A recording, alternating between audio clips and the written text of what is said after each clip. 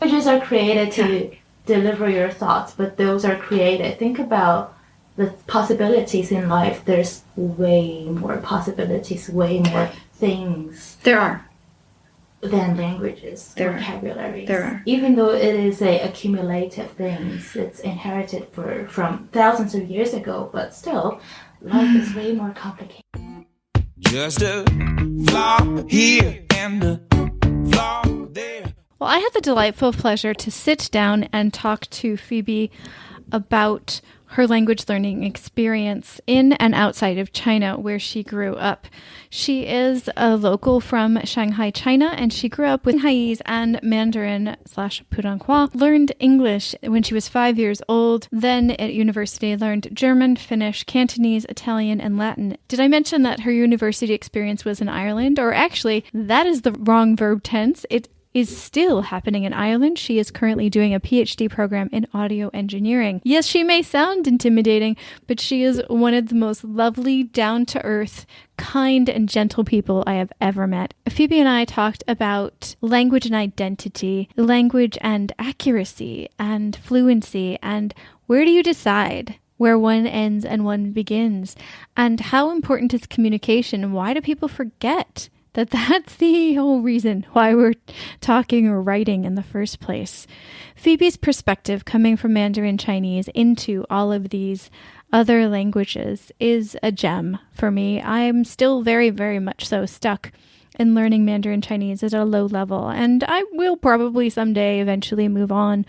But hearing someone who speaks so eloquently in supposedly a foreign language is what we call this when she's speaking English. It's a foreign language for her. But honestly, the emotion in her voice and the clear and precise way that she uses the language, I could get lost in her voice easily, and I could get lost in her thoughts. So here's Phoebe. Thank you so much, Phoebe, for joining us on the Changing Scripts podcast. Thank you for inviting me over here. So, can you give our listeners a quick overview of the languages that you speak, have learned, have studied, any of those? The foreign language I've learned is obviously English. I'm native Shanghainese.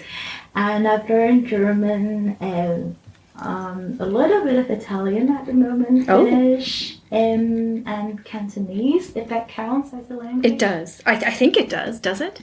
I think so. Yeah. If I'm not politically wrong. Well, the sound system is very different than Shanghaiese or Putonghua, right? Same, yeah. Same as grammar. They have different grammar systems. Right. Okay, so yes, that counts. And your native language or languages? I would say Shanghainese because I was born in Shanghai, but I speak Mandarin. That's the language I was taught. Oh my gosh, that's quite an array of languages you've got there. For us, it's very normal, but yeah. Excellent. Okay. Well, let's break this down. Let's start as little Phoebe. When you grew up in Shanghai, right? That's what you said. Yeah. Okay. So when you were growing up in Shanghai, you used Shanghainese at home. Mm-hmm. Is that right? Okay. Mostly. What else were you using at home? Mandarin and Shanghainese. Yes. Okay. Did everybody in the household speak Shanghainese and Putonghua? Yeah. Okay. Both of them, but for the older generation, their Mandarin isn't that good, so they might speak. They might use not so authentic Mandarin. Mm-hmm. Yeah. Okay. And when you started school, did they use Shanghainese in schools? I don't think so, because in schools here, we have to show respect to everybody. And Shanghai is a very multicultural city, so we're literally not allowed to use Shanghainese because that would show exclusiveness. Right. Okay. That's one of the concerns of the younger generation right now, because people said if Shanghainese is not allowed, people are concerned that language is dying. Right. If you don't speak that in school, then kids wouldn't, if their parents are busy, they wouldn't have any chance to practice speaking Chinese. Exactly, because they spend so much time at school that if they don't Absolutely. use it there, where do they use it? Yeah. Okay, very interesting. Chinese. Whereas speaking a normally couple of I'll language. talk on the street. I have no problem with noise. I'll be just like blah, blah, blah, blah, blah. So anyway, okay, so let's just keep going. Okay, so when you went to school, Mandarin or Putonghua Mandarin Yes. Chinese was the. Yes. I swear the roof's gonna cave in at some point too. That was the language of instruction. And when did you learn your first first foreign language? Oh, I started very, very early since I was in kindergarten. I went Wow. to it's not bilingual, but they started to teach us English songs and English storytelling from very young. I didn't know the meaning of that at all, but I was very keen on acting them out, just mimicking whatever the teacher was doing. And I quite enjoyed that. I started learning English since I was possibly 5 years old. That was way ahead of the proper kind of age you're required to learn English in Shanghai. That's a beautiful age to learn a foreign language. Even though I don't know the meaning and I don't know how to translate it, grammar or anything. Yeah. But you said that the teacher was like acting out the story. Yes, so you were getting yes. a physical connection to the meaning of the words. Yes. And I started to appreciate the prosody of that language itself. I like the rhythm, I like how it pronounced. That's the first connection I had with English. Do study sound. Oh my gosh, you're going to have to define that for our listeners. Some of them study linguistics, but a lot of them aren't familiar with all the terms. Can you explain to them very simply what prosody is? Oh, probably by the time I publish my first paper. Stay tuned, folks. To put it in a simple way, I don't know how to say that. It's your first instinct or intuitive response or appreciation of particular sound of a language without thinking about the meaning. You simply appreciate the sound, how to say the very fundamental or the very basic level of particular sound without putting into any semantic or syntactic structure into the processing of the. Sorry, I'm becoming very academic, but just how you process, how your brain react to language. Is it? I have to admit, in grad school, I studied more writing than I did sound. Prosody. I can't even spell it at this point. Prosity. It sounds like the emotional connection with the language. Is that kind of? false? And also the different features and characteristics, like different phonemes and the rhythms. Like in Italian, you got intonations within each word, and when we're speaking English, we have intonation in the sentences. When you read poems or you read some sentences, you usually have something. In Chinese, we call it yayun. It's something with the same consonant or vowels. It contains those patterns. Even if for people who don't know that language, they would start to feel, there's something repetitive, there are some rules, there's something beautiful out there. Right. Yeah. Because all languages have like a set of sounds that they use, and they just keep rearranging how they're used, right? Yeah. So this is a good time to introduce your background and what you're studying right now, I think, because that'll give the listeners a little bit of... hard to define. I'm a researcher in sound. There you go. Yeah. So Phoebe is very, very keenly aware of audio sounds and language sounds and all of that kind of stuff, which is so amazing to me. Thank you. Yeah. All right, so let's see. So English at, 5 years old. Other than singing songs and kind of doing the movement to go with them, what other ways were you taught the language? After my kindergarten period, I just follow what everybody else did in school. Yeah, I don't know what that is. Okay, I kind of do, but the listeners might not. So can you describe that? Compulsory English classes. It carries the same equivalent importance as Chinese, mathematics, and physics, something like that. And you just take classes for credits, and then you answer questions, pass exams. Can we zoom in on the English language classroom in elementary school? What happened? Was it the teacher describing the language, or were you using it? Was there talking? Was there listening? Like, can you give us a little snapshot of what like every language study, we got reading, listening, writing, and what's the other one? Speaking. Yes, and you got exams on all of them. I gotcha. Okay. And you accumulate vocabularies, and you were taught different rules of grammar, and then you do exercise. Gotcha. So there was a fair amount of speaking in the classroom? Not really. Okay. Not really. So it was more the listening, reading, and writing. Yeah. That seems to be the case globally. Even in communicative classrooms, it still seems to be a lot of those.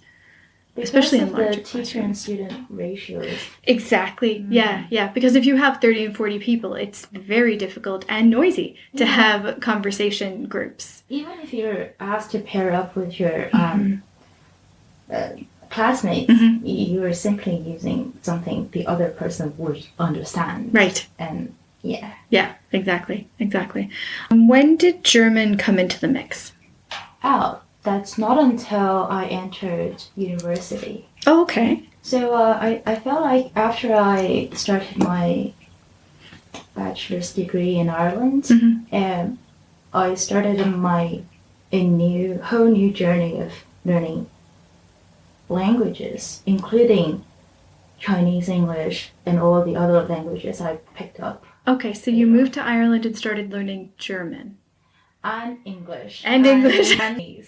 Okay. Wow. Okay, wait, did you learn all of those at the same time? I picked them up one after another, but quite quickly after I mastered one. After I've turned into new ways of learning languages. Oh, what new ways? Because I found... before I went to Ireland to study, I feel like all the effort I spent I spent all of my life studying English, which was not that effective. And then I found out, probably I should change to a new way of learning different languages. After I picked up German and a little bit of Italian, also a little bit of Latin, I found, there's actually connections between different languages. Sure. If you understand where that come from, then you understand a lot of things a lot deeper. And also my experience of studying in Ireland made me more tolerant of language itself, because I met lots of people. They speak English natively, but they're from different places, like Indian and Australian, American, British people, Irish people. All of them speak English very confidently, but the way they deliver it, the way they articulate is all different. Then I wouldn't stick to the very harsh single rule of what is correct, what is not correct. I would just pick whichever, both like pronunciation or grammar, I would just choose the one I feel comfortable with. And whenever people are talking to me in English, I'm more tolerant. I wouldn't just take out the grammar mistakes. It's very uncomfortable to hear anything that's not proper from the textbook. Sure. Yeah, it is a shock the first few times you hear different varieties of English. Yeah. And again, from someone who's very, very fluent and knows exactly what they're saying, and a lot of people can understand them, and it's like, wait, why don't I understand them?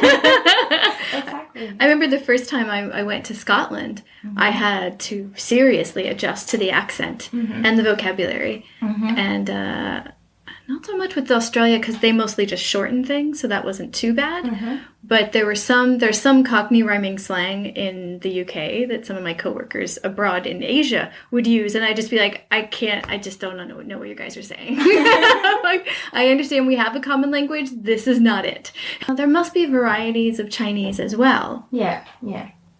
Within China, yes, and even for people from like Southeast Asian countries, like Malaysian Chinese and Singapore Chinese, and some of my friends from Taiwan, we all speak Chinese, but we understand each other. But there are obvious difference in the usage of different words, vocabularies, and sentence structure even. When I realized that, then I become more tolerant of my usage of English. I was really, really harsh on myself. Oh, I'm not grammatically perfect. I haven't studied English well enough. That's awesome. Yeah, the ability to kind of ask and get clarification on things and go back and forth becomes much more important than the perfect grammar and the perfect vocabulary at that point. Because even, like you said, even native speakers are speaking different versions of the language. Yeah, so it's, very, very cool. Where are we? German, Finnish. Why Finnish? Because I'm going to go to Finland for a short conference thing. Oh, that's so cool. Mother-daughter, Pia, this Finnish woman that was in Shanghai. Hi, Pia! Was in Shanghai with her daughter, Lota. Pia was a woman I met when her family moved because of her husband's job to Shanghai, and her daughter Lota and her other daughter who I never met came here, and Lota was studying Chinese, and Pia was studying Chinese a little bit and mostly just exploring like crazy. She was having such a good time, and I interviewed Lota for Expat Rewind, which is now Bookish Expats, and Lota I actually interviewed for this podcast, Changing Scripts. Because I did a lot of travel within European kind of area. Wherever I went to, I wanted to speak the local language. I don't want to use English all the time. So after I pick up German, I traveled to all the German-speaking area. Wow, all? You said all? Really? Most of the German-speaking area, including Switzerland. Yeah. The only German-speaking part of the Switzerland and Austria. After I pick up some other languages, probably I'll visit more places. Why did you want to go to so many places there? Did you want to hear the varieties of it, or? Yeah, I just wanted to explore, pick up different mindsets, and then see, because within Europe, it's you take a bus 1 hour, and then it'll send you to a totally new country. People speak totally different languages, and then they have different mindsets, and they have different tradition, which is, wow, awesome. Yeah, only 1 hour you don't. I know. As someone from China and someone from the U.S., for us, it's like, you have to fly. You have to. I mean, I could go up to Canada, and that's a little different. But, sorry, Canadians, but let's be real. It's not insanely different, like a different country. That's not a different language, except for the A thing that they do. But no, the drastic cultural changes in Europe, especially from West to Eastern Europe, it's really different. It's so close to each other. Yeah. I also feel like if I don't speak local English, I wouldn't get the most out of that place. Because people wouldn't be so keen on showing what's authentic over there. You have to, even if you're not fluent, you have to show some effort.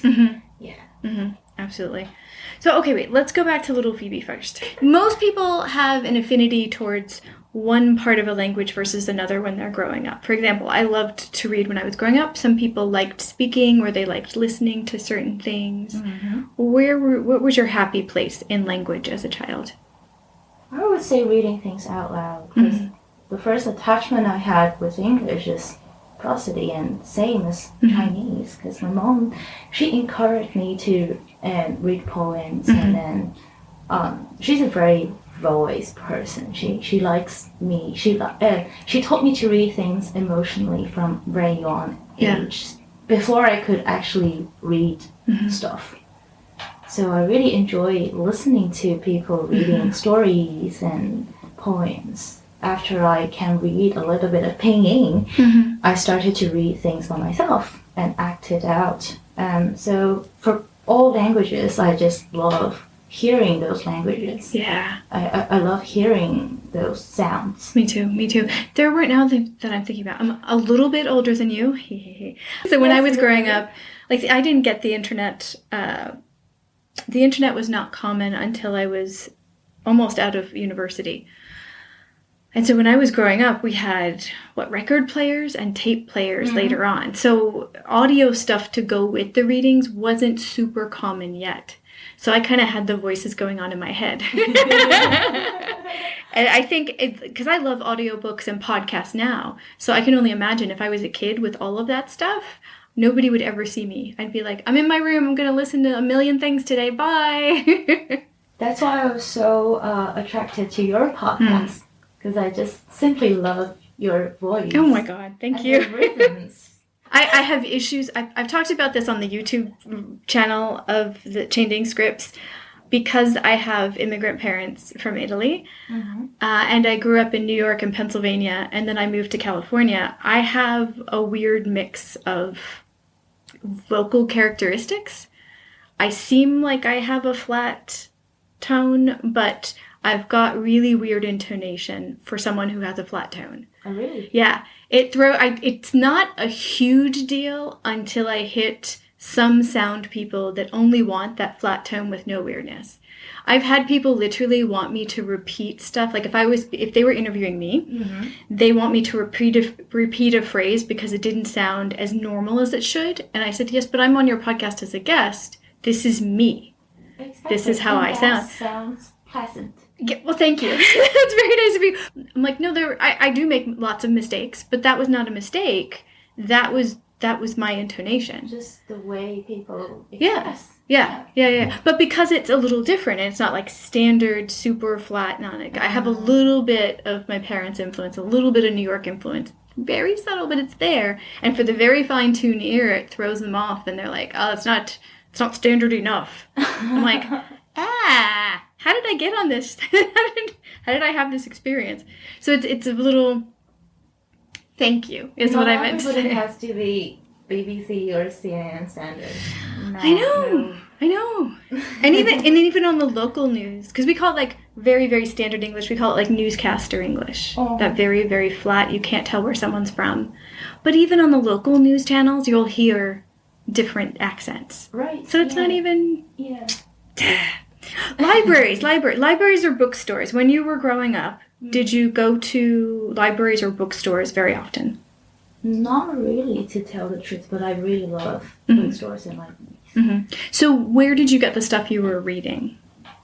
Yeah, from the bookstores, usually. Okay. From bookstores. So more bookstores than libraries. But at that time, there aren't as many as right now. Yeah. I really like the bookstores right now in Shanghai. Yeah. I love them. They're beautiful. I can spend days and weeks on my holidays. I want to live there. What's your favorite, for the listeners that might come to Shanghai to visit, what's your favorite bookstore?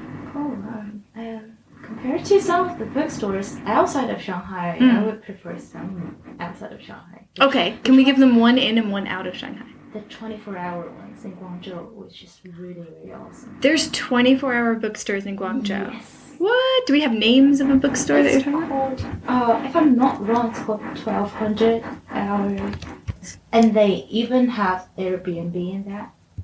In the bookstore? Yes. I did not know until this very moment that I wanted to sleep in a bookstore, and I do. They shut down the Wi-Fi. They told you read early. Oh my god, I love this place. I love it. I see why you had a hard time picking just one in Shanghai. But if you had to, in a false world where you were restricted just to Shanghai, what would you say is your favorite bookstore here? Let's do it in two categories. One, just for the books. I missed the one. It used to be underneath the Shanghai Library. Yes! Closed down. It is. It's still technically a bookstore, but it's not the same. It's not. They've really remodeled it. I really love the collection over there. That was a very cool one, yeah. I don't like the very trendy ones, to tell the truth, but it's good to go there every once in a while, but Jeremy Tiang is a writer-translator, like all-around word badass. And he was on the show a few months ago. And he's from Singapore, grew up with English, speaks Mandarin Chinese. I don't remember if he speaks Cantonese. He's got a lot of languages at his disposal, and he plays with languages for a living. And he wanted to know, this is his question, he wanted to know what people felt, what language they felt they had ownership over. What language they felt was theirs. Because sometimes when we learn a language, we feel like, okay, I can use it, but it's not really my culture, it's not really mine. Mm-hmm. So he wanted to know what language people considered their language. Any language that's within the realm of your specialty for you, own profession. What languages do you feel that you own? It depends on what I'm talking about. Oh, talking about sound or academics, probably English, because I learned everything. I could deliver all the concepts and different things in English more confidently if I'm talking about Asian literature or I don't know any other things or family issues or daily lives, probably Chinese, or in some other situations. And I wouldn't say I would have the feeling of having an ownership of any languages, because for me, moving from one place to another, switching language for me is quite difficult. Sometimes I'm actively searching for one word to represent my thoughts, and I always felt, and it depends on the confidence of delivering your thoughts in different realms. Right. And I would say for a lot of friends around me, they always have like identity issues, especially for those who's coming from very complicated family. Right. And some of them, they told me they would dream in one language and they deliver speech in another language, or they could dream in several different languages. But when you're talking about something philosophical or something related to your value system, I don't think language itself could align perfectly with what you're thinking. That's why we need gestures and languages beyond the spoken ones. Exactly. Beyond the exact ones, so that people actually can communicate their thoughts by indicating their behaviors and different, how to say that, nuanced signature or indicators, I would say. Language is a defined system, and I would never want to own in language, and I'm not in pursuit of any languages right now. Before that, before I entered college, I always pursuing fluency, or I don't know, ownership or mastery of one language, at least English. But now, articulating your idea to another person, even though your common language is different, or the mastery level of a common language is different, as long as you can make the other understand, then it's fine. Yay! I think That is fluency, and that is exactly what I agree with you 9,000,000%, and that's not even a percentage. I think so many people get caught up in having it come out perfectly that they don't communicate. And they don't make those connections. And I think that it stops something beautiful that could happen. Yeah, so that's really cool. But yeah, it is an identity thing. And you have me thinking, because I grew up monolingual despite having parents that were bilingual. And I've always been slightly jealous that despite trying to learn different languages, I understand that is not my strongest cognitive skill. That's fine. I have other ones. I'm good. I will continue to try, and hopefully at some point I'll get to fluency in some language, hopefully Mandarin. But I do put people who grow up with multiple languages a bit on a pedestal. And I think what a glorious life that must be. But after reading about like third culture kids lately and the complications that come with having multiple cultures and multiple languages, I'm beginning to rethink the admiration. And I'm wondering if it makes it more complicated. Do you think growing up with multiple languages opens up a lot of things or makes life more complicated? I personally don't have an experience like that, so I don't really know. I can't really comment on that. But for me, I kind of quite often switch from one language to another. It does complicate things. In some way, helps you to find the connections between different languages. And there's connections between even Eastern languages and Western languages.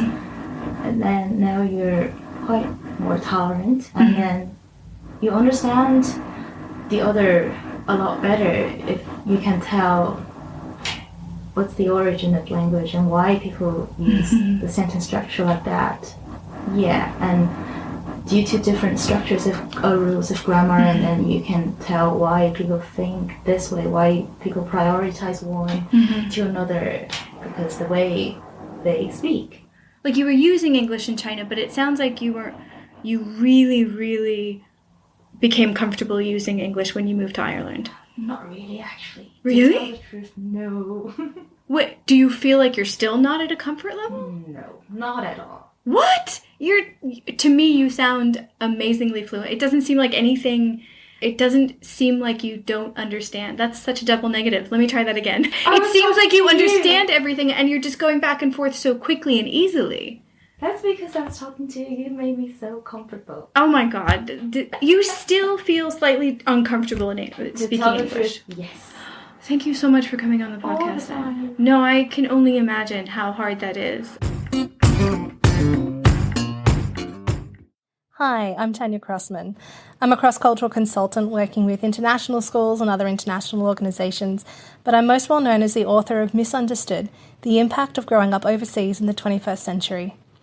In Misunderstood, I explore how growing up between countries and cultures and languages impacts the way a young person sees and understands and experiences the world around them, and how this different experience can create tension or misunderstandings between them and friends and family who didn't share that same cross-cultural childhood experience.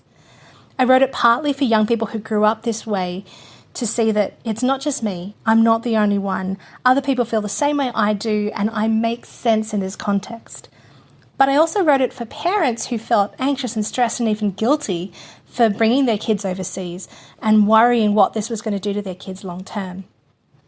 So I interviewed and surveyed hundreds and hundreds of TCKs about their experiences so I can say to parents, look, I don't know what your specific kid's going through, but here's what hundreds of other kids in similar situations have said about their experiences. The book is full of their stories, what's helped them and what hasn't, what support they need from the adults in their lives.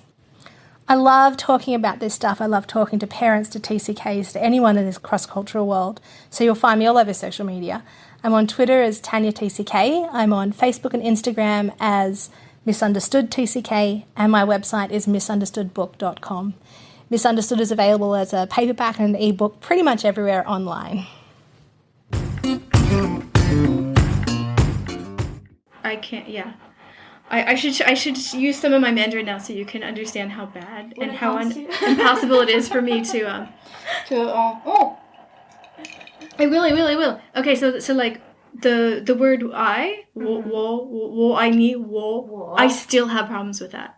Oh. I generally can't build sentences. I know words. That's as far as I've gotten. But that even in a sentence, what do you think the problem is? Why do you think it's problematic, or is that because it's so far back in the throat? Okay, so English is very, very much so here. You're thinking about the position. I am. Okay. Yeah. So how far apart is your pronunciation from a local person? Oh, from a local? Oh, yeah. Probably night and day. You tell me. I don't know, because every Chinese they speak, they say a word in different ways. I can't understand. And maybe that's some of the problem. Because even street names, I'll say to many different people, okay, taxi drivers, I understand they're from different parts of the country, and so there's a natural disconnect there. But even people who say they're from Shanghai, and I'm talking about different street names, will still have to, like, tone it out back and forth, till we have the same place. Right. Okay. So I don't maybe that's understand why you think it's a problem. Talk to every Chinese I talk to. they speak differently. Yeah. Well, maybe that's it then. Maybe I am thinking there is a way, because I still get a little confusion when I try to use the language, and the little that I can use, there's a lot of confusion, and I don't have enough navigation language to say it a different way, to ask them what part was confusing. Like I can't navigate back and forth to figure out what went wrong in what I said. Okay. And so it's either here's what I want to say, and if it falls apart, I just stare at it. For native language speakers, we don't know the correct way to pronounce it because we didn't study that. We didn't study the position where you should put your tones and then the structure. What? Okay, wait, you did. But everybody, think about the way you study English. Yeah. You just learn by mimicking everything you heard. We were taught sounds extensively. Really? Yeah. I might be wrong, but it's not in my memory. No. Well, we're also different generations. So yeah. We're the same. I still listen to tape and then recordings, so we're in the same generation. Okay. No, but even my husband, who's only 8 years younger than me, he has a very different educational experience. So in my generation, in the U.S., on the East Coast, they taught sounds very explicitly. We had posters. We would practice individual sounds and then words and then stuff. Yeah. Wow. We would look stuff up in dictionaries and read the phonetics. Wow. Yeah, so we were taught that. We were also taught grammar. We used to have to circle, underline, like really identify the parts of speech. His generation didn't do it. So there, even in the U.S. But he speaks proper English, and you find he's from Idaho. Oh, I get that. Proper, define proper.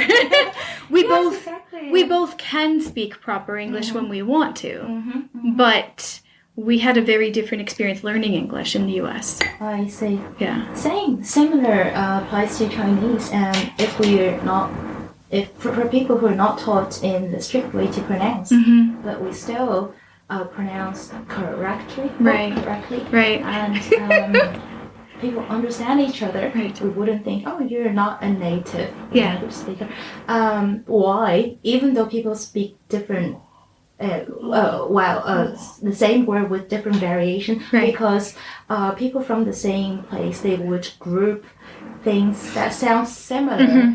In machine learning, we said categorization. It's a categorization. You have a range. You have a huge sample, and you categorize them as you label those as the same category. Right. So as long as you do not lie outside of that range, you're within the correct zone. Sure.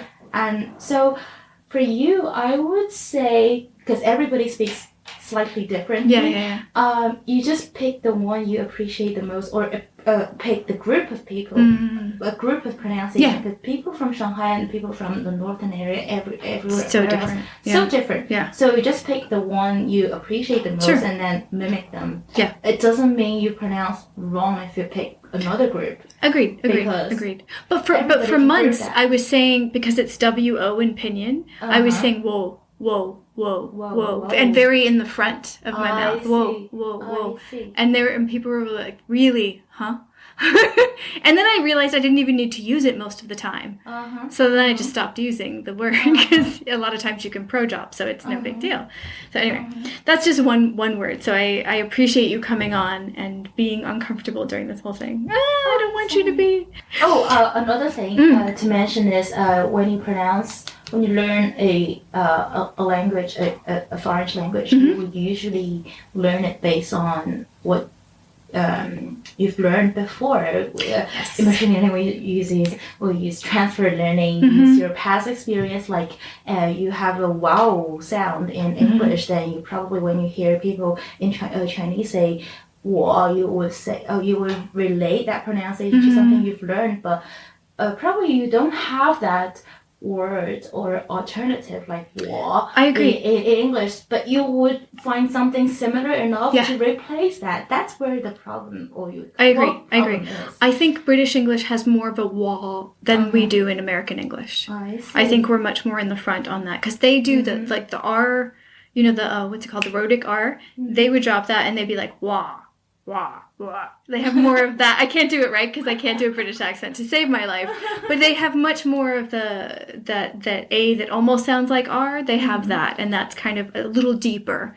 But in American English, we don't, and we overpronounce sometimes the R, so it's a little tricky. But that was just one example of just on some of the sounds that we don't have.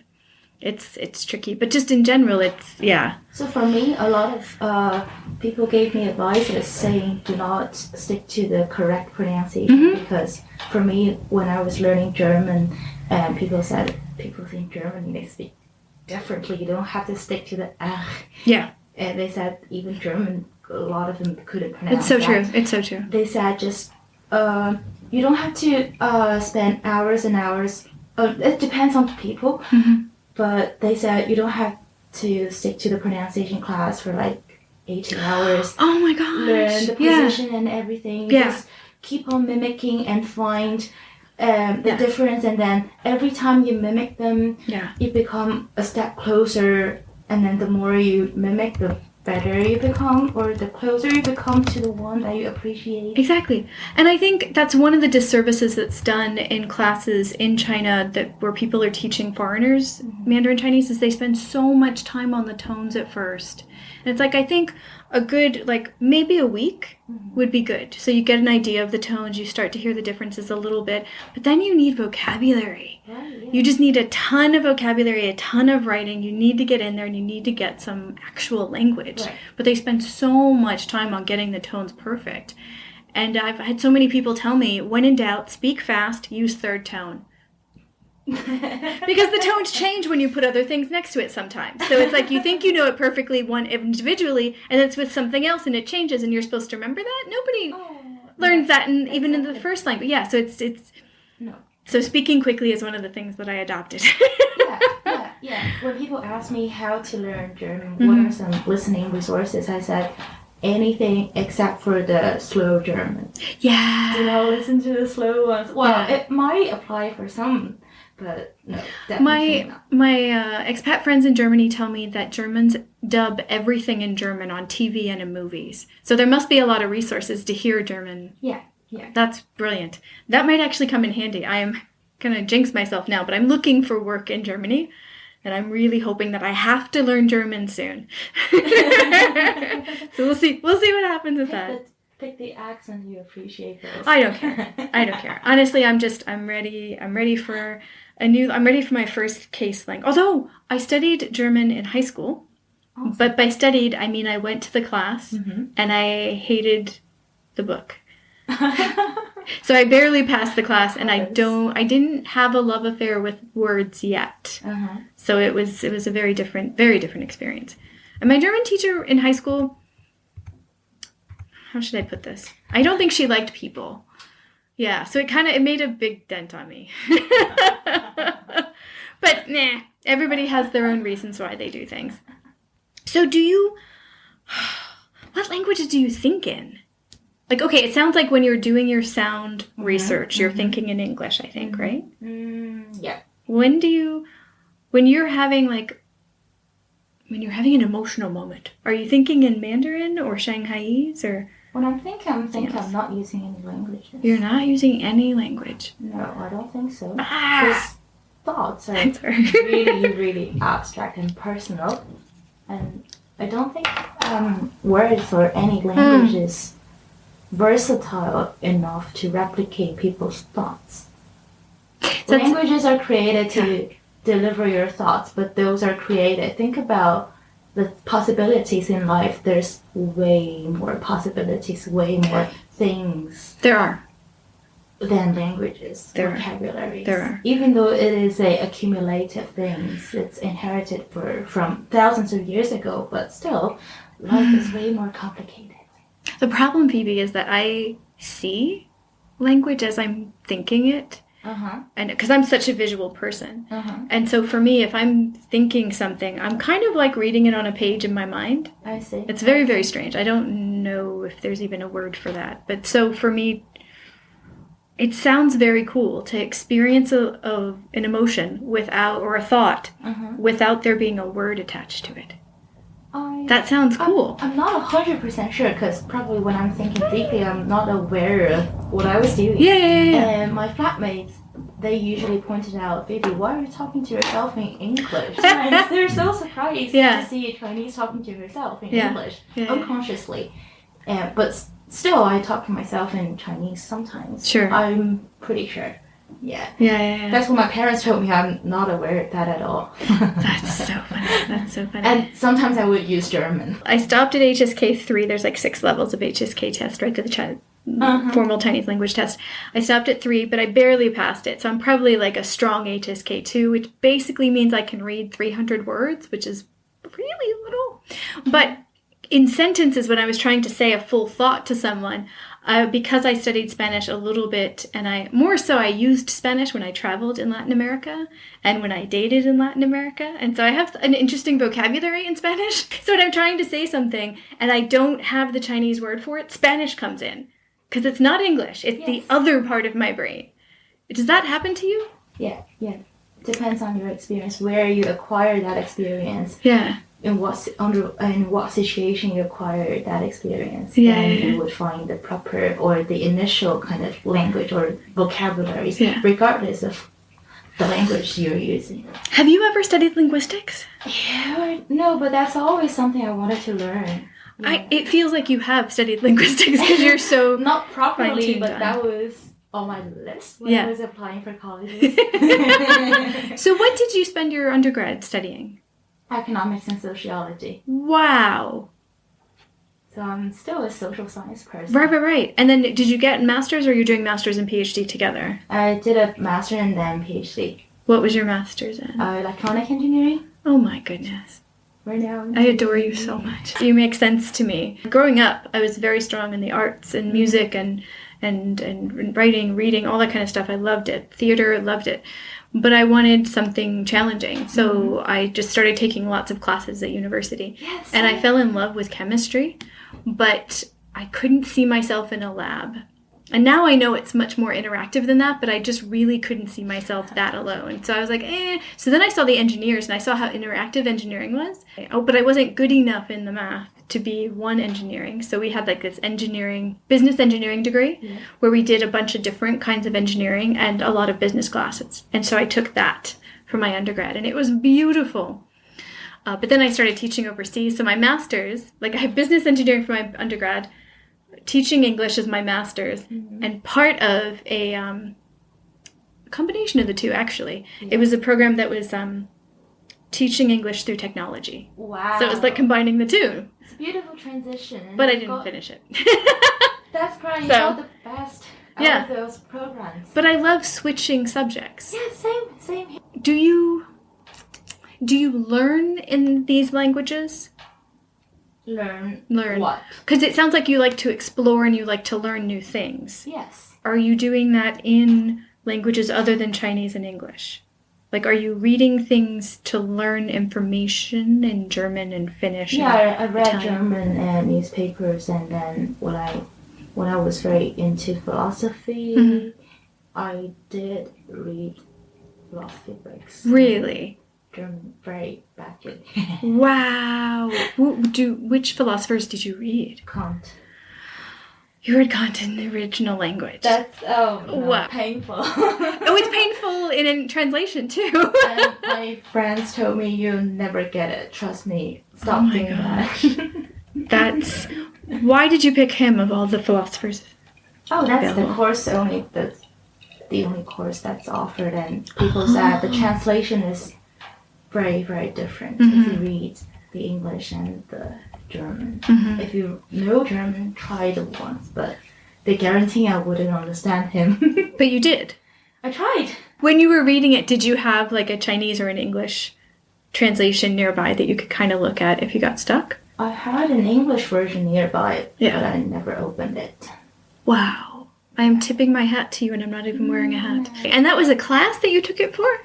Yeah.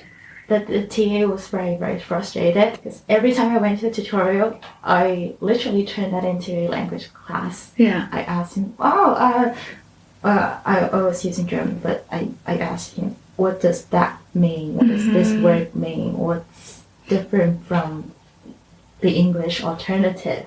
Right. Yeah.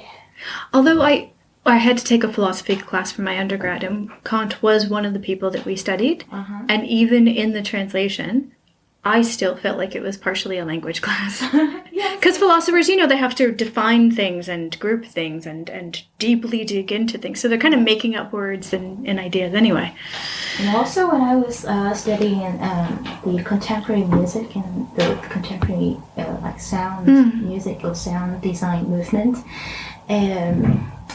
the avant-garde ones are mostly in Germany, either Germany or France. So I had no choice but to read the original German or French transcript.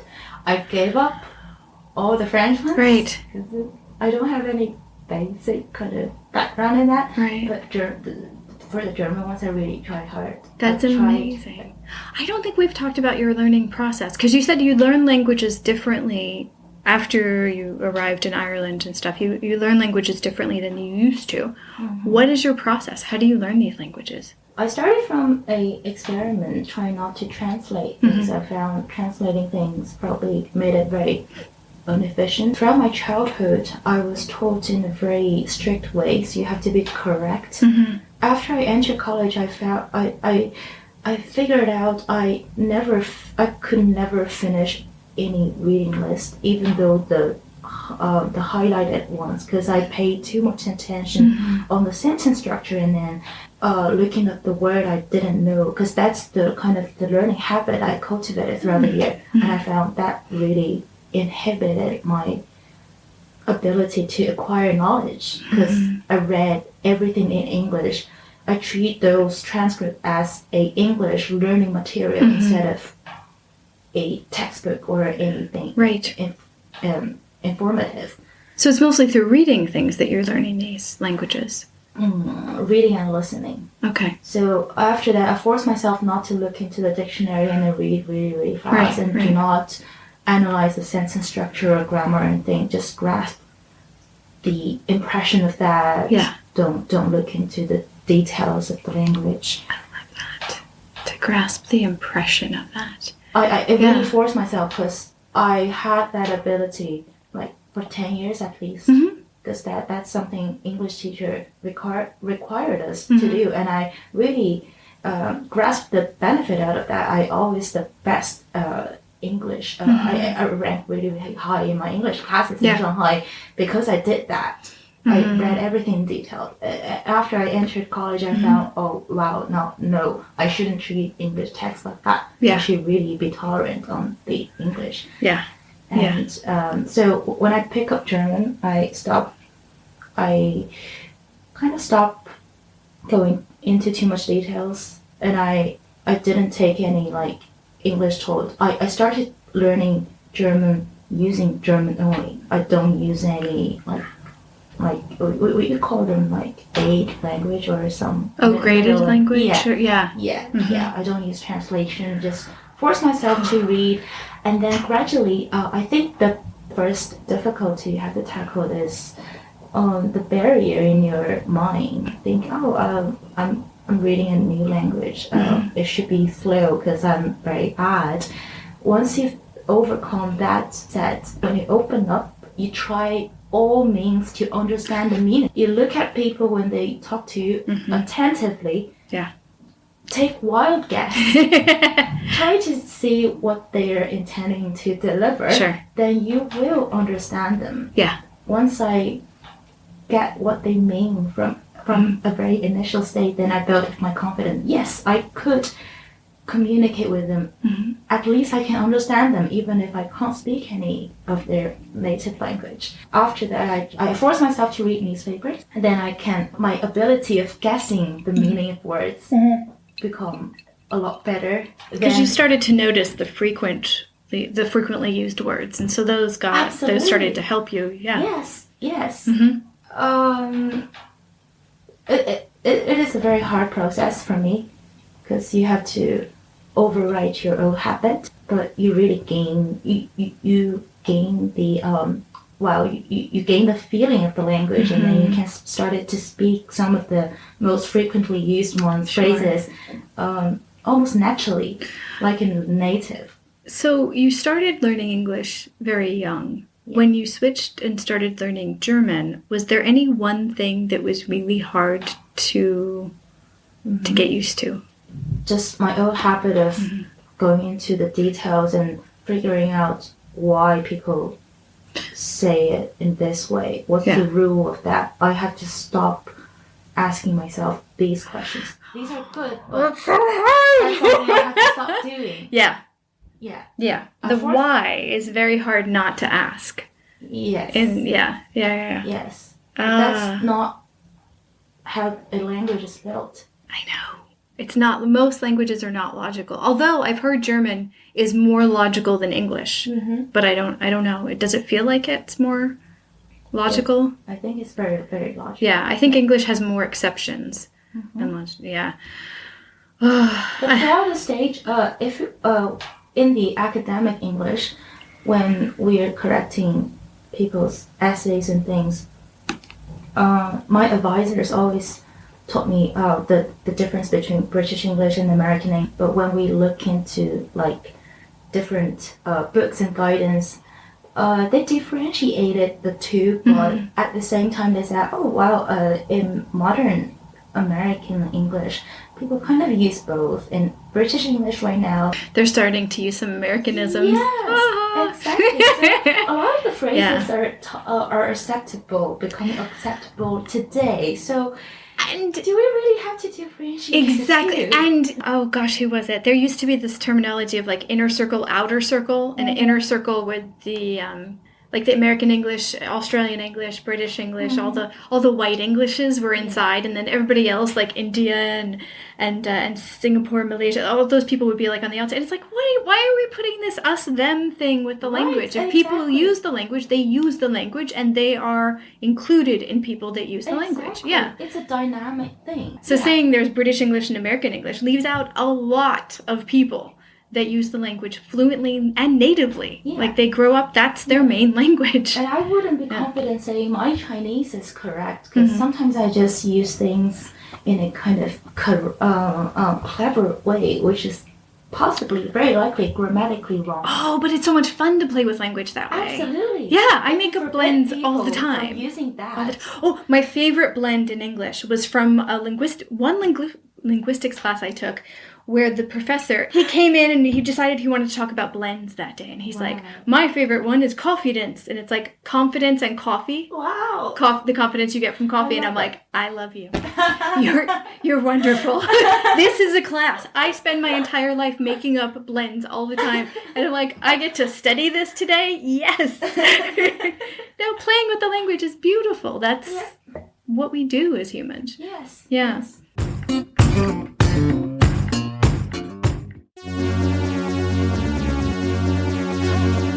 Good morning, you beautiful ladies and gentlemen. If you're not indifferent to the video games as a medium, as art, or just as a way of spending time, you probably know how good games are a rare commodity lately. I noticed it too. And here in Duckin' Games podcast, we try to dig deeper into the understanding of video game design, so that more people will know about good and bad game design practices. And maybe one day there will be more good games because someone knew those practices. Or at the very least, people will stop spending hard-earned money on bad games. So, see you around, guys!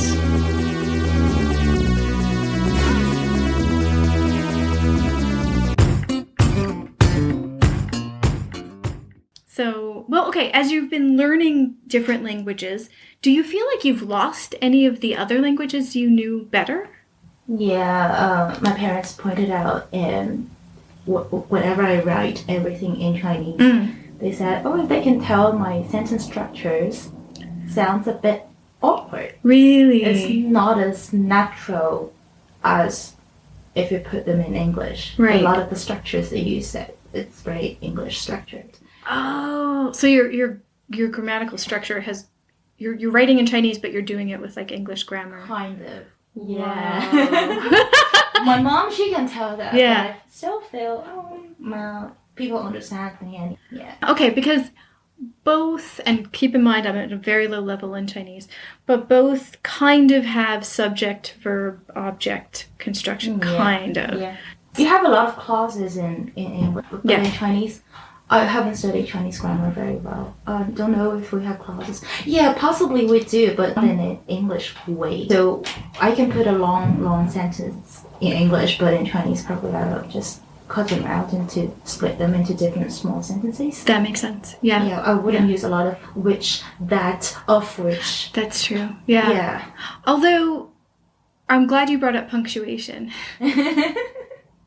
I have issues with Chinese punctuation, partly because punctuation is overly complicated in English, but I do want more commas in sentences in Chinese, mostly because there's no spaces. Exactly, that's the hard thing, because you Yeah. can't tell which character belongs to which and combines as a word. Guess where the words are? I don't know where the words are.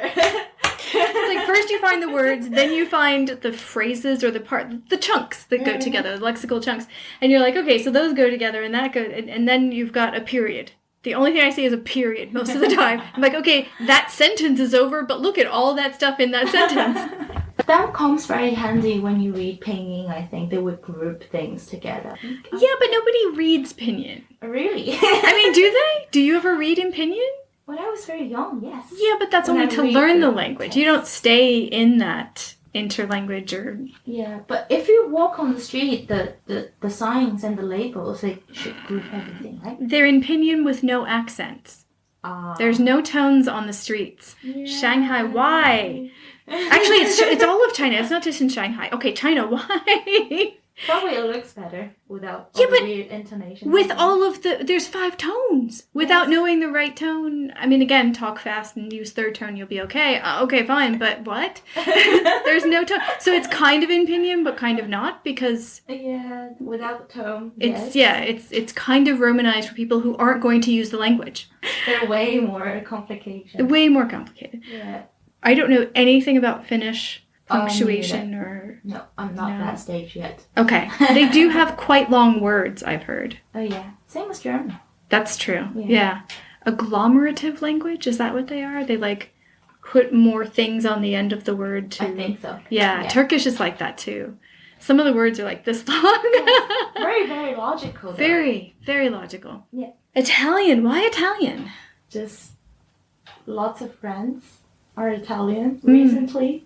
That's right, because you haven't been to Italy yet. Not yet. Oh my gosh, you're going to love it. You're going to love it.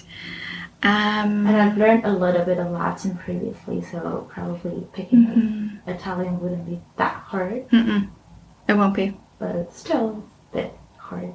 Yeah, and there's definitely, oh my gosh, there's definitely different dialects and different speeds of speaking it, depending on where you go. Sure, you have, 1, 2, 3, 4, 5, 6, 7, 8 languages at your disposal. Do you want to learn any more in the future? I really want to master the one I've been learning at the moment. Yeah, I think that makes sense. I That's still have a long way in my German. Yeah. And Italian, I just picked it up recently. And so it's Finnish. We talked a little bit about fluency before and feeling comfortable in a language. How do you know when you get to fluency? What does that feel like? What does that sound like? For you, because it's a very personal thing. I don't really know, actually, because I feel there's still lack of confidence when I'm presenting paper and when I'm writing academic things, and whenever I want to write something, do some proper writings in another foreign language. My supervisor is very old school. I love him. I really love him, but he's really, really old school.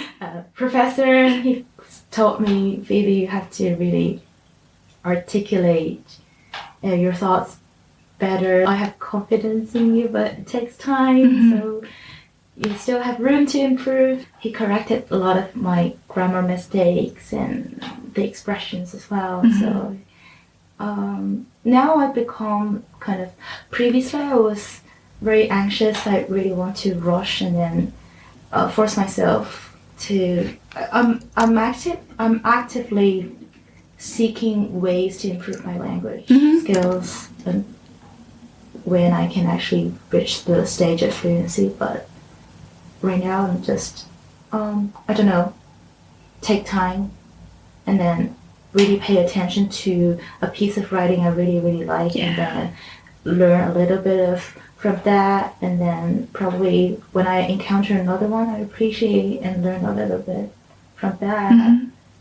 If you are more tolerant, if you love yourself better, then everything becomes better. If you force yourself, I have to reach that stage at some time, you're really killing yourself. You do, yeah. Because the stress just blocks out all learning. Yeah, absolutely. Completely, yeah. And the fluency, spoken ones, it really depends on what I'm talking about and whom I'm talking to. I can talk to you because you made me at ease. You made me feel really, really comfortable. But I still get very nervous, and I found it hard to articulate myself in very formal settings. I can't, I don't know, think of a proper word. It really depends on person. Sure. So we really have chemistry here. Yes, we do. Because you seem so incredibly eloquent. And I can't at all sense any lack of confidence going on and on. I do very often. No, I hear you. Hey, look, I grew up with serious language shame. So I grew up with immigrant parents who everybody looked down upon, and they put that condescension on us as kids. And I was a very, very sensitive child. I'm still a sensitive person, but I'm no longer a child. I had that kind of on me, and I was always very self-conscious because they already thought less of me because of my parents, which was ridiculous. So anything I was going to say, they were going to critique more. So I was very, very self-conscious. And I initially went into books as an escape, but then I loved them. And I was like, I don't care why. I'm a book person. I love books. I love learning. I love reading. I love the different worlds that are in them, people's ideas. I love them. But initially it was because I couldn't communicate in other ways. And that's kind of why I started writing and all this kind of stuff. So I grew up incredibly shy, incredibly unable to speak. When we had to do speeches in school, I would be physically ill. It was actually teaching that helped me get over that and realize how many mistakes most people made, and it just didn't matter. Yeah. But I was an awful, awful, awful speaker the vast majority of my life. Really? In the only language that I had. Yeah. So it's just, it's all about practice. Yeah. That's it. It's just using it constantly and not being, like you said, not being like caught up on perfect. Right, yeah. Because that just doesn't exist. Because that standard is, I don't know, you just brought it in by yourself, and it's not even logical. And nobody has it. Nobody. I love when you see like bloopers on TV or in podcasts, some people put bloopers where it's like the mistakes. And you hear these very eloquent people and they're like, and they say things really goofy and you're like, they made a mistake too. And it makes me feel so good because it's like, yeah, everybody makes mistakes. We're just...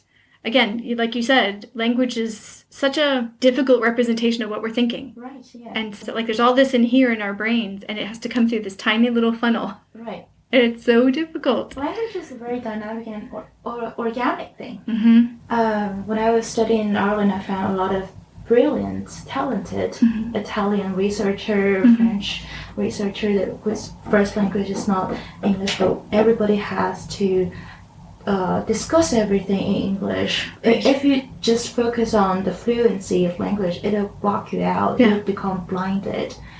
Their proficiency will be blocked if you focus on the language too much. You really have to pick. Do we want to keep the conversation going, or do we want to point out every mistake and forget what we're talking about? Exactly, yeah.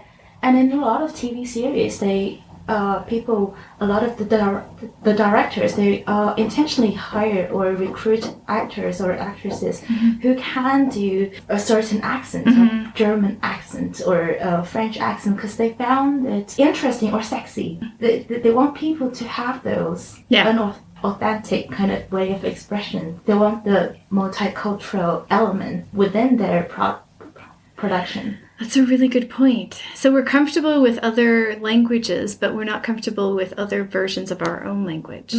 That's crazy. Why are we like this? Yeah, because we do look upon certain language, people who have certain accents as being sexier or being stricter or being more mysterious or But yeah, so it's kind of funny. But within the language, we want one standard, but nobody speaks that standard.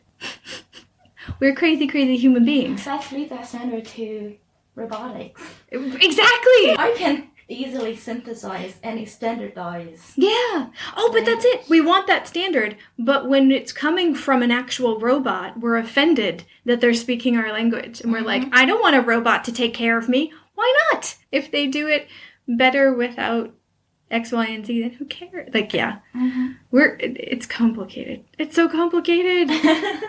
Okay, I think I know the answer to this, and I think the listeners probably know anyway, but I'll ask. What is your favorite part of languages? What about languages do you like the most? You mean me personally? Yeah. How it sounds. I knew it. Didn't you know that? I know. Did you get it right? It's like what, Stephanie, did you not hear the other hour of the conversation? I'm just checking, because sometimes it could be, there could be two. Okay, and the flip of that, what's your least favorite part of languages? Personally, writing. We are completely opposite. I really love writing. Yeah. But I found writing very painful for me. Because I have to pay more attention to the grammar and things. There are different ways of writing, but I'm very strict to myself. Yeah. So when it comes to writing, I wouldn't be very fluent. I would be slower because I think a lot more. And by writing, do you mean writing by hand, typing, or both? Either way. Oh, wow. Okay. I simply want probably because I stayed in academic for too long. Yeah. I really like the flow of my mind. I used to just relent everything out. But my supervisor would always pick out things for me to correct. Oh, sure. But that's what writing, that's the advantage of writing, is you get to go back, you get to get your ideas out and then go back and make them pretty. Yeah, so when it comes to writing, I would just have to put higher standard and stricter requirements. So for me, writing is more mentally, the mental load is heavier for me. That makes sense. Even in Chinese. Wow. Okay. Because I was thinking. Sound good. Oh. It's not only delivering an idea, because it's something you will retain, and then probably people will read it. So you really have to think about the audience, and then you rephrase things, and then just try to make their life easier. If I speak or talk, then I just. Wow, whatever. Yeah. It is easier to see mistakes or to see things that don't connect when it's in written form. It's easier to find those holes in language and it's in that form. Yeah, if it's personal diary, it's fine. If it's something that I will make public, then I spend a lot more effort. Yeah. I can see that. Because I asked you about handwriting versus typing, because as a non-native speaker or non-native writer of Chinese, I can type basic stuff if I know the word with using the pinyin input. But handwriting-wise, I know I'm never going to spend that time. Aww. I can do some things, and I make you can see some flashcards behind you. Like, I make the flashcards. But generally speaking, I don't have the time left in my life to write 100 times for each character, a few times a week, that kind of thing. I just... Priorities, blah, blah, blah. I'm old. You can use voice to text. You can just talk to your phone and then let it transcribe it. Oh, no. I actually like typing it. I like the I think it's... when I could actually type it out in pinyin and pick the character and see that I did that, that was a big day for me. Wow. I was like, that's amazing, because that looks like... That looks like kind of like coding to me. That looked like I'm good. It feels nice to be able to do that.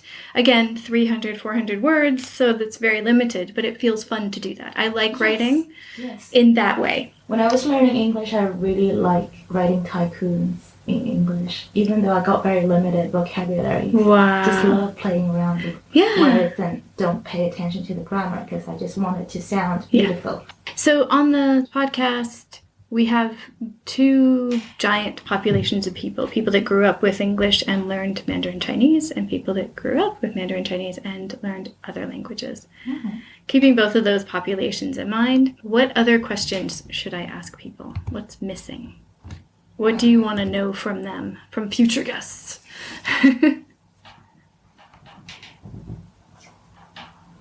What's their way of improving their language when it gets to the stage they couldn't improve from taking a proper class?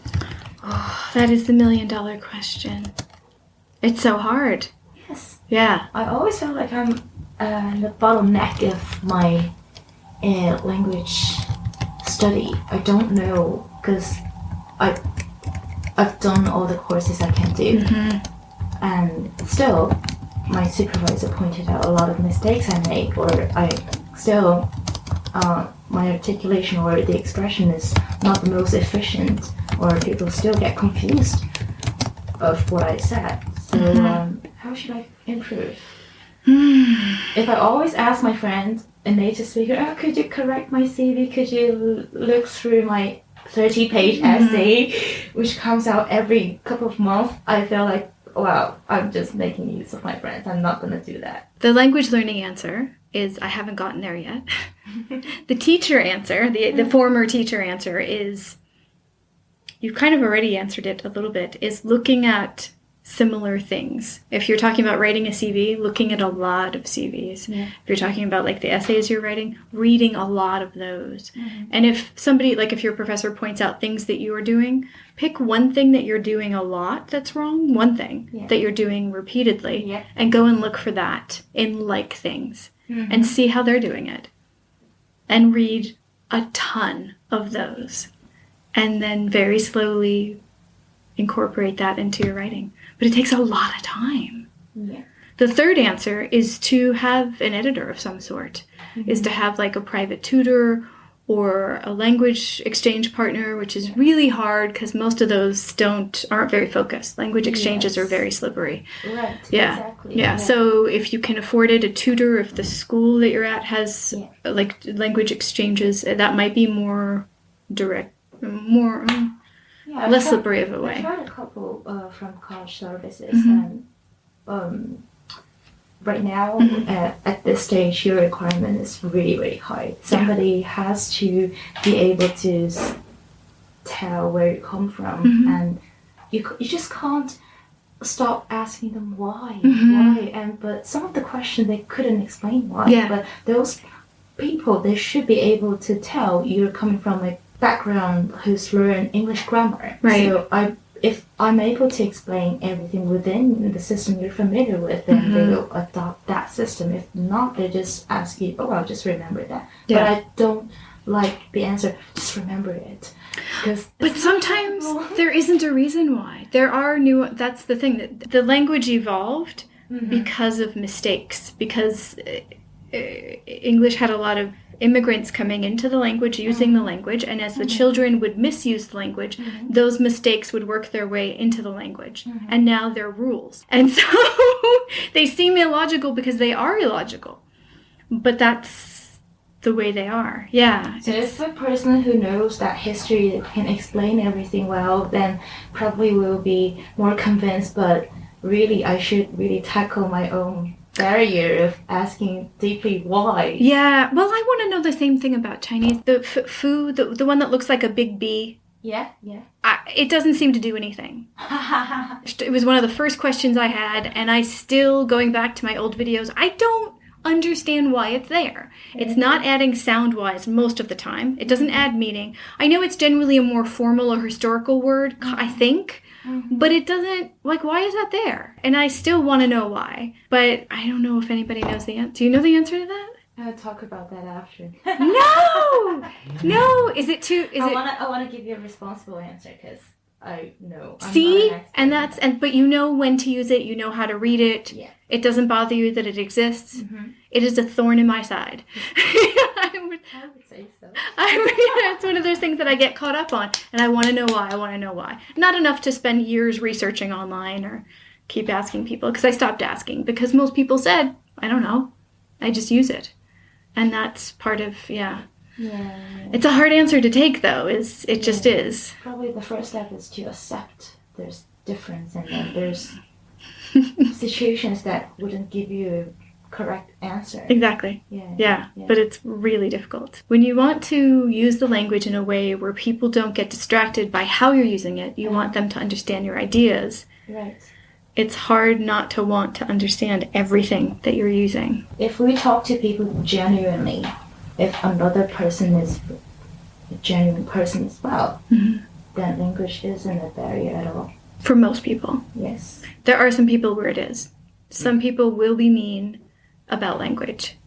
And I want to tell them something I can't do right now. So I don't want to offend Phoebe, not because I don't curse on the podcast. I know.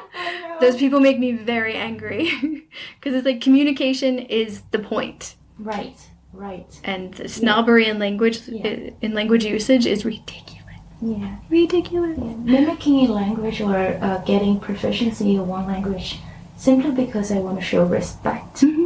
But it's not my ultimate goal. The goal is to deliver what I want, what I'm thinking. Exactly. And contribute to a wider society. Yeah. Not the native English speaker, only a wider society. Exactly. Well, and native English speaker is such a weird term. It's like, okay, we grew up with it.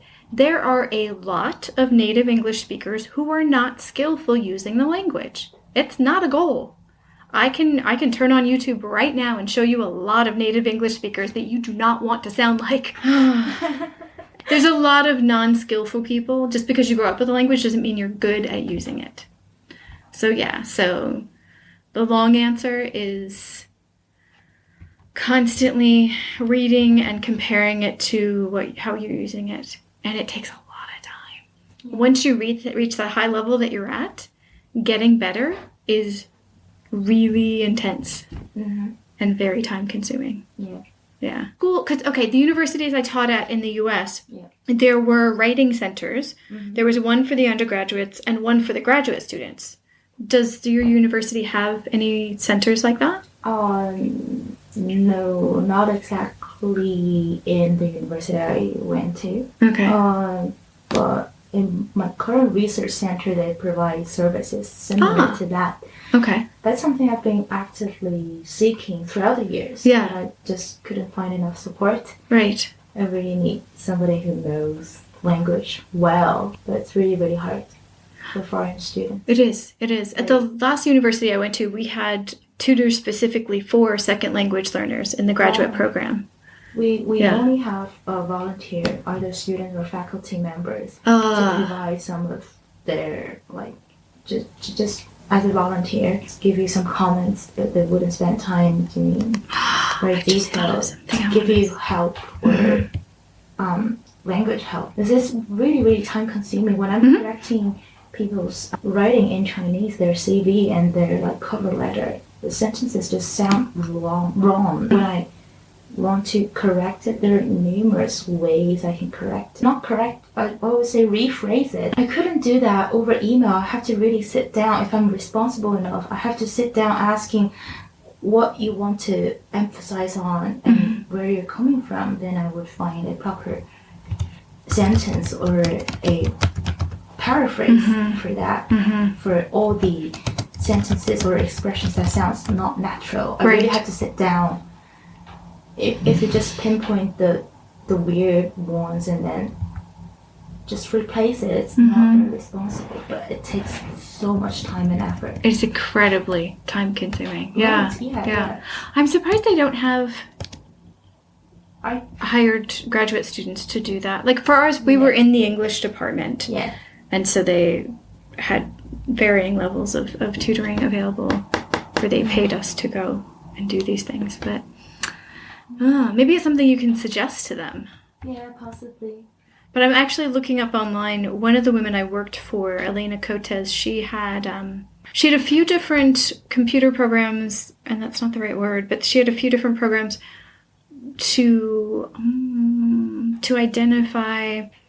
Have you heard of moves and steps within academic writing? There's certain transitions in academic papers that you have, you're supposed to do your introduction here. Then you have to state your arguments. your arguments, and then you have to build on somebody else's research. So you have to do your lit review here, and then you have to do this part here, this part here. At the end, you have to say what's wrong with your study. Yeah. You have just to fess up to your mistakes, and so there's those things. But there's certain elements in language that are called moves and steps that you have to do to maneuver from one part to another. And so she did a program that basically color codes these different ones. And part of it it's been a couple of years now, but part of it used to be available online where you could put your text in there and it would sort it out and kind of tell you what's missing, what has too much of it, kind of thing. I see. I'm going to hunt for it and send it. If it's still available online, I'll send it to you. Thanks. But it was a really Very cool, helpful. very, very cool thing that she did. I loved looking at that. I like using language, but I also like seeing like the similarities within a genre. Yeah. And I think that's fun. Yeah, people have different takes on languages. A lot of my colleagues right now, because we are all engineers and scientists, they just want to use the language good enough to deliver the thoughts and the scientific findings to make the paper efficient. Yeah. And my goal I always want to write something functional or informative at the same time pleasing to read. Right. That's my goal. What was really fun is the department we were in, because it was like part English language teaching, or it wasn't English language teaching, it was part language teaching, part technology. Yeah. Is we were reading second language acquisition-ish kind of paper, academic papers, and then we were reading computer science papers. Oh my god, those were so much fun. Like the language ones were very highfalutin. They were very, brain scratchy and very formal. Yeah. And then the computer science ones, especially the machine learning ones and those kinds of things, which I did a little bit of and not really that much, they were delightful. People had a sense of humor. They were shorter. They were to the point. They were clear. I was like, can we have more of these? Am I in the wrong department? Man, they were so great. So the difference between the two is huge. Yes. Yeah. So what of the papers that you need to write, what's the feel of those papers? What are the characteristics of that? I would personally prefer the second one. Yeah. But I think currently the team I'm working at would look for the first one. More formal. Yeah. More traditional academic. Yeah.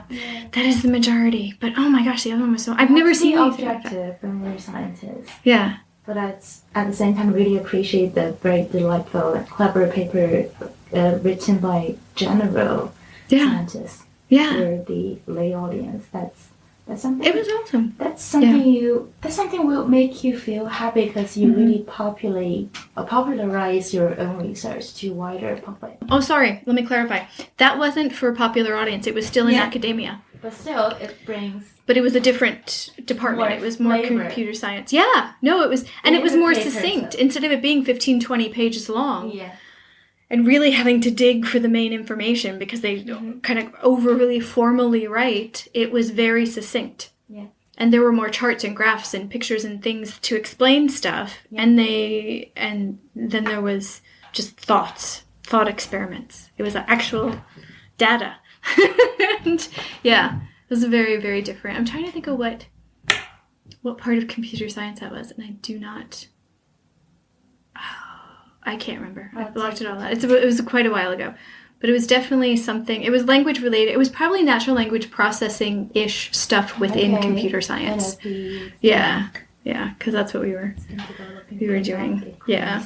We were giving a test on one thing, but we were really researching their language as they were writing stuff. It's like, oh, this isn't manipulative at all. But they got, research studies. People get certain... I think they got something from it. I don't remember. Blah, blah, blah. It's like a lifetime ago.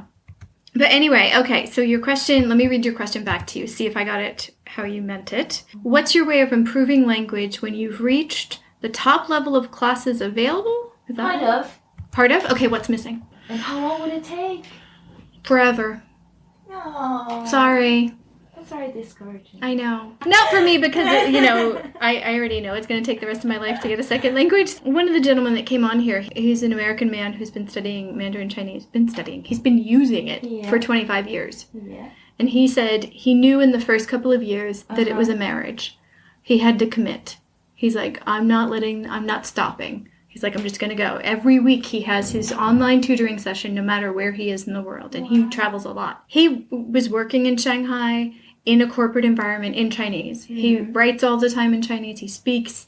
He uses Chinese. I mean, he's got a high level of language.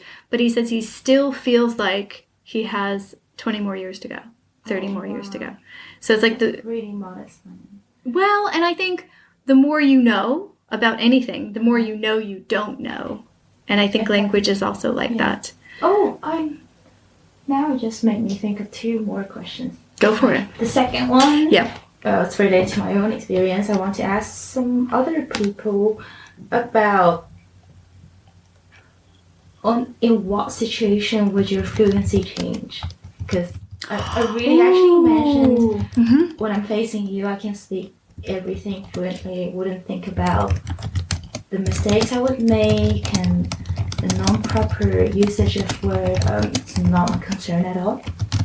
But in some other situations, I would just stop and then say sorry to the audience. Sorry, I can't pick up a word and blah blah blah. That times happened a lot of times. It happened. So I'm curious if anybody else. That's an amazing question. I'm really surprised that nobody's added that before now. Wow. Or it could be my own.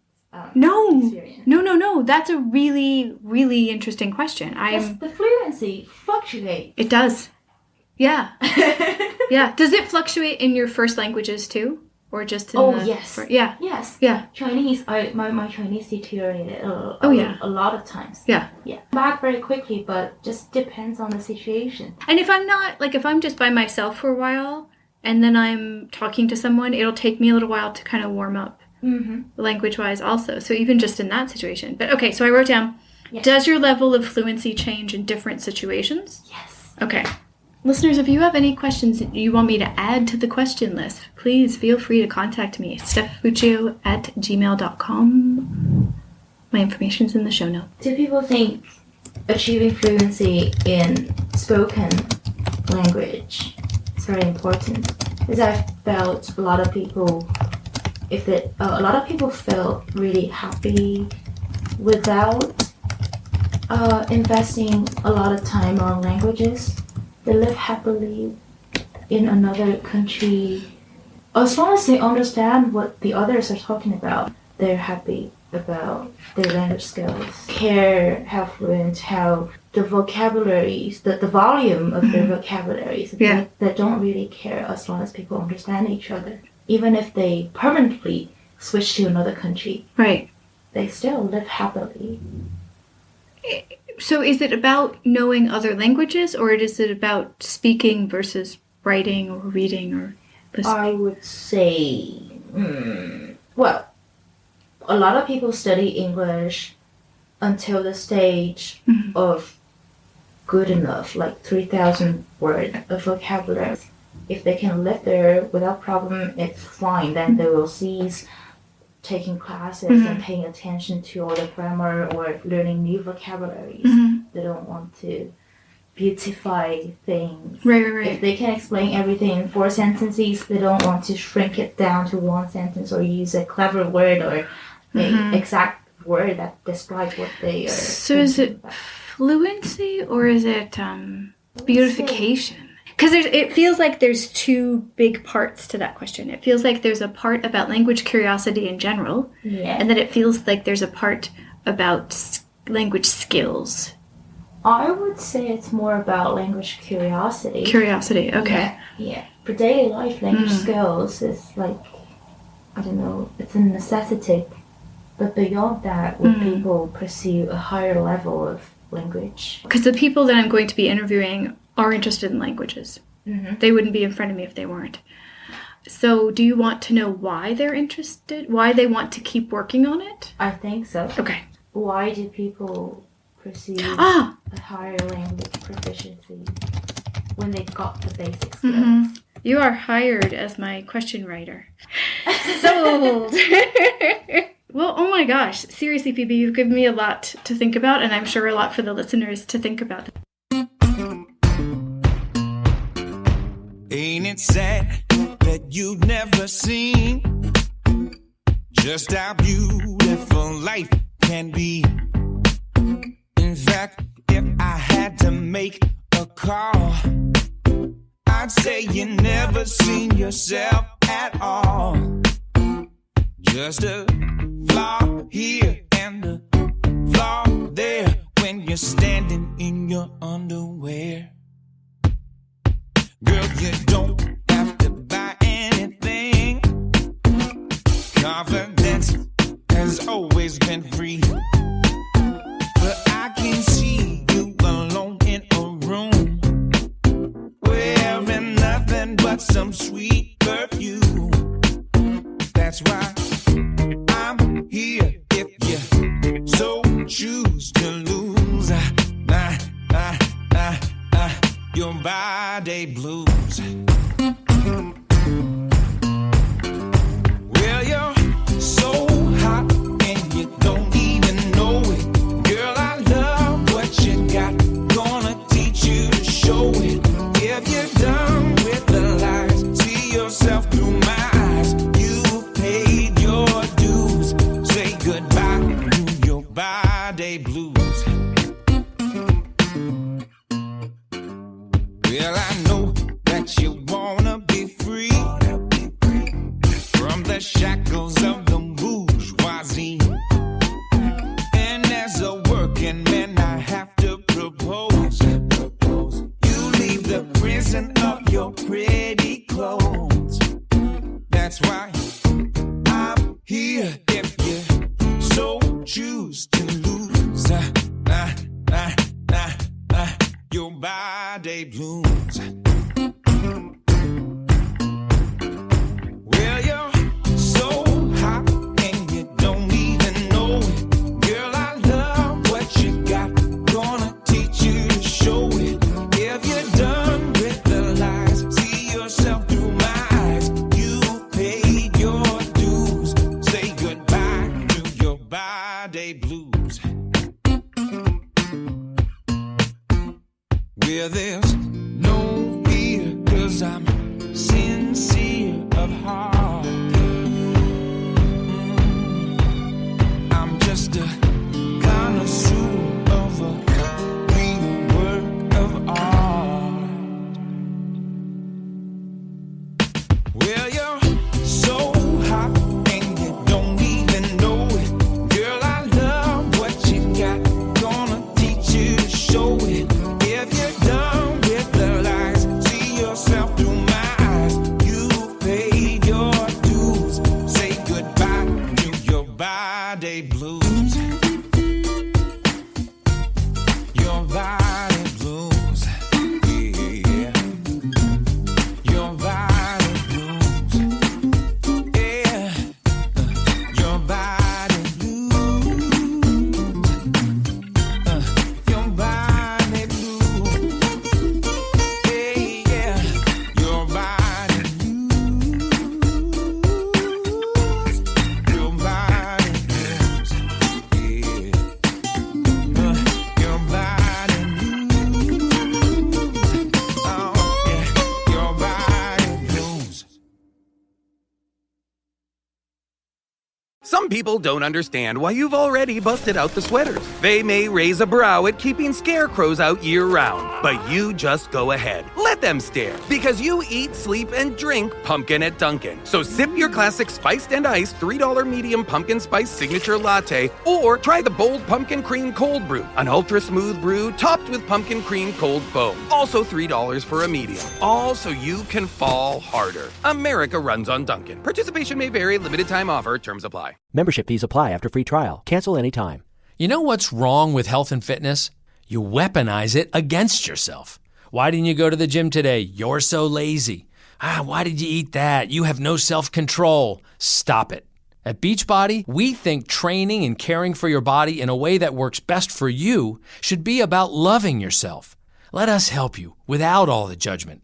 Here's how. Go to beachbody.com to claim your free membership and start feeling great.